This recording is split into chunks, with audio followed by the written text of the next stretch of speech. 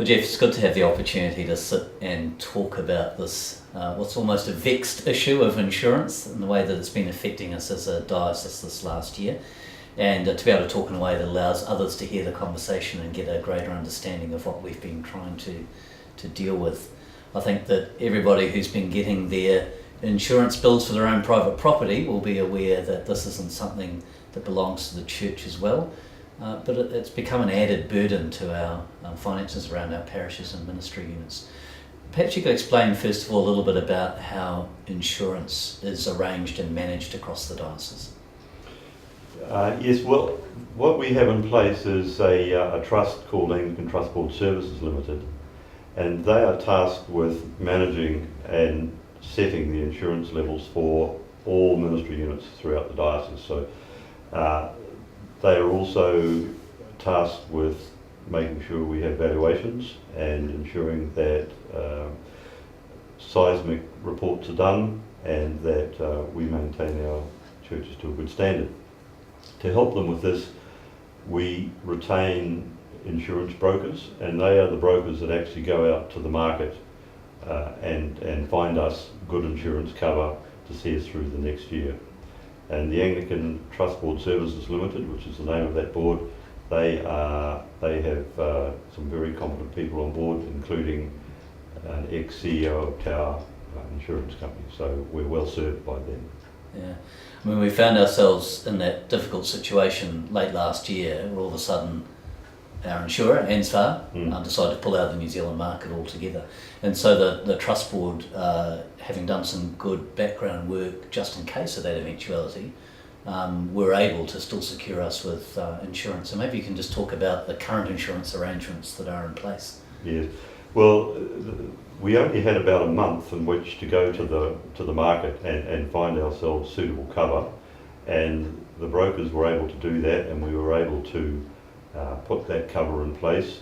It was full cover. In other words, we had full natural disaster or earthquake cover, as well as material damage, which is fire and theft, and that cover was placed before the end of the financial or the insurance year.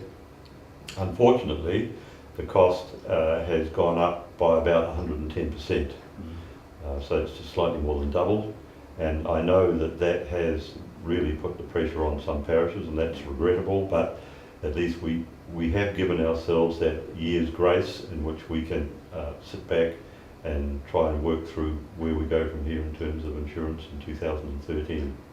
So that's something you've been working really hard on this last 6 months, and particularly since you've taken on the role of property manager for the diocese. Where have you got to with that? What's the work you've been doing, and where have you got up to? Well, we're looking at trying to reduce the premium significantly back to pre-Christchurch days, if you like, which would mean the target would be to try and drop it back by about 50%. Now I don't know whether that's achievable, but one thing we have looked at, and I think is quite reasonable, is those parishes or ministry units that have more than one church. I think it's quite reasonable that secondary churches or daughter churches need not be insured, because obviously if they were destroyed or burnt to the ground, they would not be replaced, because there is a main central church for everyone to worship at. So I would see from 2013 on that anything apart from the main ministry unit church would only need to be insured for demolition cover, and the premiums on that are very, very low. So that's one area, but of course that only applies to some parishes. That's right.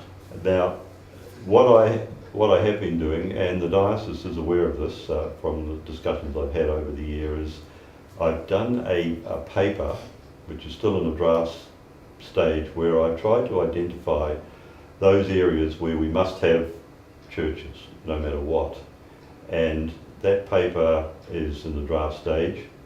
The understanding would be that if your church was not would not be replaced because of where it was or what it was used for, then the level of cover could preclude or you could drop off your disaster cover or your earthquake cover. So that would essentially probably halve the cost of your premium. You'd still be required to have material damage, which is fire and theft, so that if there were any fires or floods or whatever, then your cover is still in place and you'd still be able to replace your church to the full extent. The hope is that some churches will then only be on half premiums, but there will be churches that will regrettably have to remain on a full premium. I mean, I think we're all aware that what's really pushed us over the edge on this is the disaster cover aspect of the policies, and my understanding is, in terms of the Auckland situation, that it's considered by the insurance industry that our seismic risk is lower. That's one of the reasons I think we were able to gain full cover this year, in contrast to some other dioceses that have struggled to be able to arrange that. And so it seems to me that our greatest risk profile for our buildings is actually around fire and theft, those material damage issues, isn't it? So you're saying that most parishes would end up that they would still be covered for those things where they're more exposed? That's correct. Yeah. More likely events like fire or theft will have to remain covered. But disaster cover, as you say, is probably not the issue that it is further down the island. And even volcanic activity is considered to be fairly remote. I think there was something in the Herald the other day that the Fort sent charts of a volcanic activity in the next 50 years. So it's important to remember that earthquake cover is actually is for disasters, so that would cover other things such as tsunamis and so on. But again, with tsunamis, most of our churches are placed in such a way that they would not be impacted upon if we had such an event. So it's almost as if we had to start with a blank canvas of the diocese. Where would we strategically want to have places, and ensure that we've got the level of disaster cover that did allow us to sufficiently recover from a major event should it happen. Yeah, that's correct. The modelling that we've done would allow us to ensure that there were churches strategically placed so the Anglican faithful could all get themselves to church within about 20 or 30 minutes, no matter where they lived within our diocese. Yeah. Geoff, I'm aware that some people are asking the question, well, what if you tell us we don't have to have the level of insurance that we have at the moment, but could we still choose to have it if we wanted to? What's the answer to those people? Yes, of course. This is the Diocesan Council saying to you, this is your minimum level that you must have, but if you wish to have something more, if you want full cover, then of course you're quite free to have that full cover, and our trust board would take that on board, and when we went to the market, we would ensure that you were included at whatever levels you wanted, whether that be material damage only or material damage and disaster cover. Conversely, I guess the difficult message for some places will be that we must ensure that this building is protected as fully as it can be into the future, because we identify the importance of its location and so on to the future of the diocese. And I guess that's going to be the challenging thing for some people. Yes. Is that we're going to say, sorry, you've got no choice but to have that full cover. That's right. It's and that's a discussion that we'll need to have with those parishes. Yes. As to how we support them in that. But there will be some places that must have churches, and it's logical that the larger provincial towns would need one. I mean, Whangarei would all, and Kaitaia, Thames. There must be an Anglican presence in those places. So there's an example of where we must ensure that we have good cover. So if anything does happen, we can make sure that we can have a replacement church there. Yeah. So where are we up to, Geoff? What happens from here in terms of trying to complete this work and be ready to talk to individual places around the diocese about what they can expect for their insurance premiums for 2013?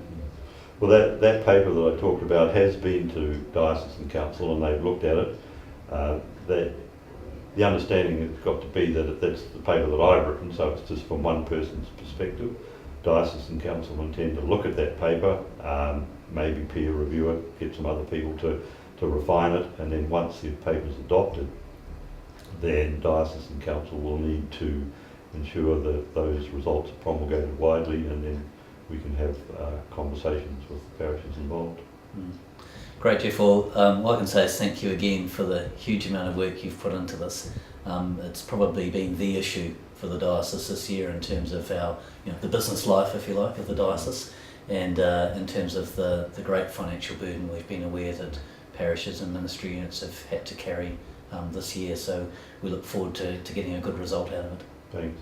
And I'd just like to say to the diocese out there that I'm always available, and please give me a call at any stage if you have concerns. I'm there for you at all times. Thanks, Geoff. Cheers.